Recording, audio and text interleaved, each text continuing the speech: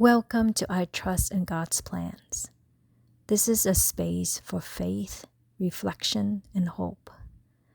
I'll be sharing a series of true stories from my life. Moments where I can clearly see how God was present, even when I didn't recognize it at the time.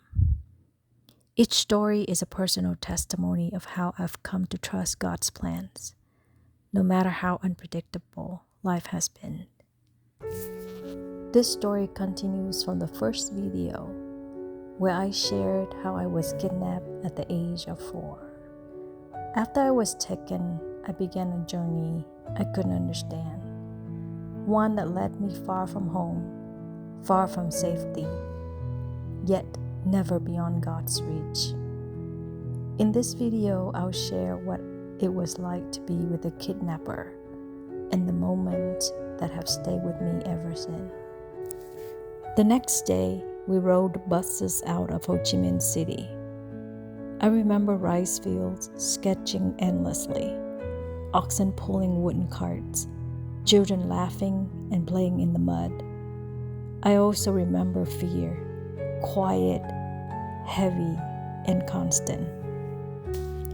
We reached a monkey bridge, narrow, shaky, suspended over muddy water.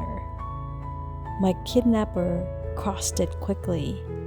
I froze, paralyzed by fear. She screamed at me to move. In the end, I crawled across on my hands and knees. Eventually, we reached her friend's home. The house was bare, no furniture, just open space and hardwood floors. As night fell and I laid on the cold ground, I could hear them talking. He told her that she could return me. She didn't respond. The next day, she and I moved on again. My kidnapper didn't seem to have any money. At the time, many people used the fronts of their homes as shops and restaurants. We waited nearby, watching the customers eat their food. When they left, we quickly grabbed their leftovers before the owners would shoo us away. I was starving, so I obeyed.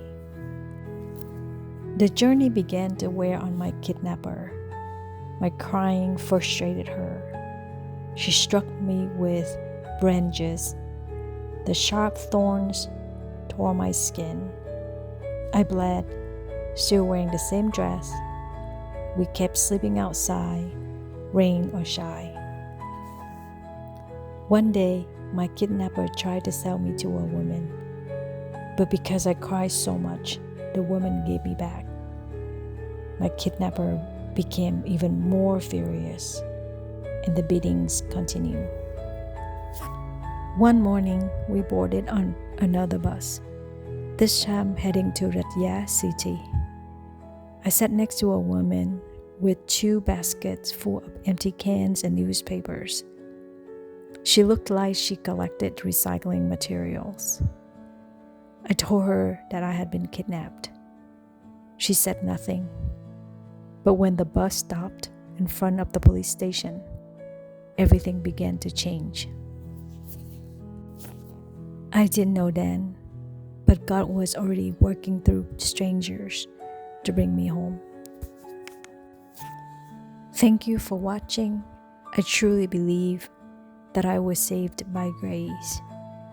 If you're walking through something painful, know that God is not done with your story.